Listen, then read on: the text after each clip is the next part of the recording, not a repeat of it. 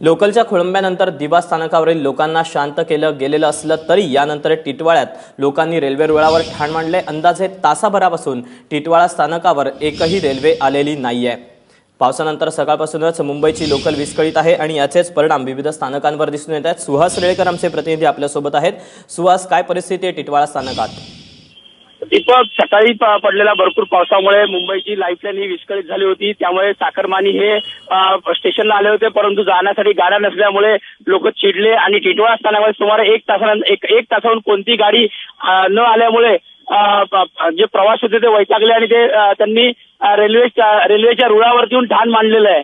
त्याचप्रमाणे दिव्यात देखील असाच प्रकार झालेला आहे आणि सर्व ठिकाणी प्रवासी हे पहिल्याच पावसाचे लाईफलाईनचे बळी पडलेले दिसत आहेत।